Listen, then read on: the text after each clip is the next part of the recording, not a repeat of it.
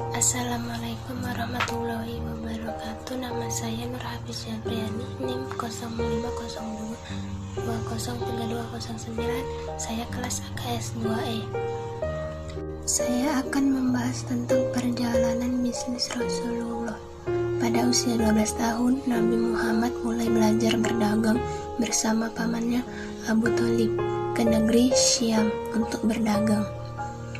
Perjalanan bisnis pertama mengunjungi negeri Suriah, Jordan, dan Lebanon.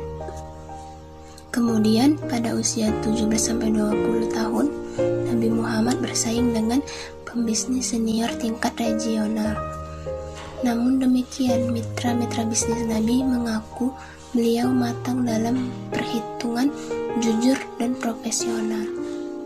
Melihat hal tersebut, Nabi Muhammad akhirnya mendapat kepercayaan dari konglomerat di Mekah, yakni Khadijah, untuk menjalin kerjasama bisnis.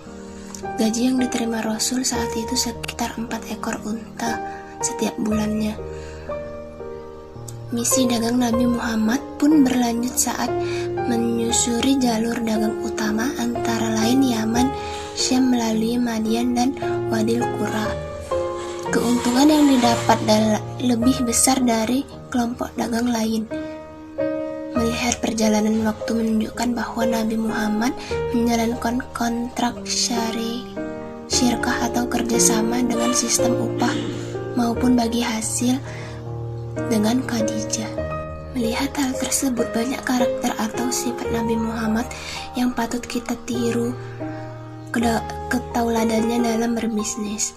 Yang pertama, sidik, yakni benar dan tidak pernah menyembunyikan barang dagangan yang cacat.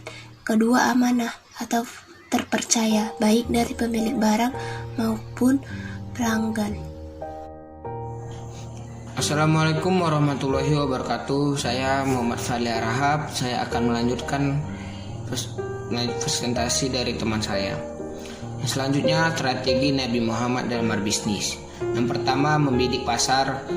Membidik pasar adalah strategi pemasaran yang membagi target pasar yang luas ke dalam kelompok-kelompok konsumen. Dalam manajemen usaha membidik pasar dikenal dengan istilah segmentasi pasar. Jauh sebelum dikenal istilah segmentasi pasar, ternyata Nabi Muhammad telah melakukan proses ini berabad-abad yang lalu. Yang kedua, memilih target. Memilih target adalah proses pemilihan target dan mencocokkan reaksi pasar dengan kebutuhan dasar, kemampuan daya beli, dan keterbatasan yang dimiliki. Yang ketiga, penentuan posisi. Penentuan posisi adalah tindakan perusahaan untuk merancang produk pemasaran agar dapat tercipta kesan tertentu.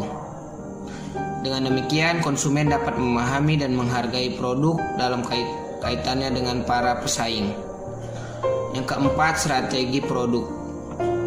Menurut Islam, produk konsumen adalah berdaya guna, materi yang dapat dikonsumsi, bermanfaat, bernilai guna, dan menghasilkan kebaikan spiritual dan konsumen.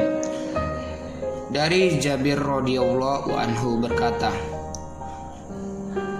Nabi SAW melarang menjual buah-buahan sebelum masak. Lalu ditanyakan kepada beliau, bagaimana buah yang masak? Nabi Muhammad menjawab, kemerah-merahan, kekuning-kuningan, dan dapat dimakan seketika. Hadis riwayat Bukhari. Yang kelima, berpromosi. Dalam kehidupan sehari-hari, di sekitar kita banyak melihat aneka promosi yang ditawarkan. Nabi Muhammad adalah pribadi yang memahami arti pentingnya promosi dalam pergerakan bisnis. Yang keenam, orientasi pada pelayanan. Nabi Muhammad SAW adalah pribadi yang sangat melayani dalam bisnis dan dalam kehidupan secara keseluruhan, juga bagi siapa saja. Beliau dengan ikhlas dan segenap usaha selalu menyenangkan orang lain. Yang ketujuh, berpikir kreatif dan visioner. Mungkin sudah bukan hal yang baru lagi bagi kita mendengar bahwa seorang pebisnis yang sukses adalah mereka yang mempunyai visi yang jelas ke depan. Mustahil ada orang sukses tanpa visi. Yang kedelapan, membentuk relasi. Relasi atau jaringan adalah hal utama dalam membangun sebuah usaha. Jaringan memiliki kekuatan untuk mengubah hidup menjadi luar biasa. Mungkin sekian dari saya dan akan dilanjutkan oleh teman saya. Assalamualaikum warahmatullahi wabarakatuh. Saya Nurul Ahmadiyah Lubis akan melanjutkan presentasi dari teman saya. Selanjutnya, larangan berbisnis dalam Islam. Yang pertama, jahala atau kesamaran.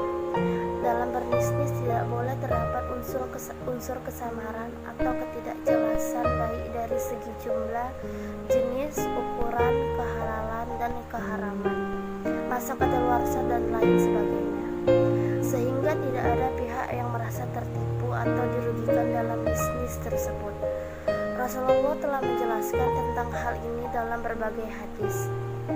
Di antaranya dari Anas bin Malik, ia berkata, Rasulullah melarang jual beli muhakalah atau jual beli buah yang masih di atas pohonnya, atau muhadhara, jual beli yang buah belum matang atau masih hijau dan belum jelas kualitasnya, jual beli raba atau jual beli yang tidak mengetahui ukuran, jenis, dan kualitas barangnya. Yang kedua, maisir atau penjudian. Dari Abdullah bin Amru, bahwasannya Rasulullah SAW melarang meminum khamar, penjudian, menjual barang dengan alat dadu atau sejenisnya. Yang ketiga, az-zulmu atau kezaliman. Kezaliman merupakan hal yang dimurkai Allah Subhanahu wa Ta'ala dan tidak diampuni oleh Allah sampai orang tersebut meminta maaf kepada orang yang dizaliminya. Bentuk kezaliman yang sering terjadi pada bisnis adalah penipuan, penimbunan barang, pencurian, dan lain sebagainya. Yang keempat, mengambil unsur riba. Dari Abi Hurairah, Nabi Muhammad SAW bersabda, jauhilah oleh kamu sekalian 7 hal yang membinasakan. Atau para sahabat bertanya, wahai Rasulullah, apa 7 hal yang membinasakan itu? Rasulullah SAW bersabda, menyekutukan Allah, sihir, membunuh nyawa seseorang yang diharamkan kecuali karena kebenaran, memakan riba, memakan harta anak yatim, lari dari medan perang, dan menuduh wanita terhormat lagi beriman berbuat zina.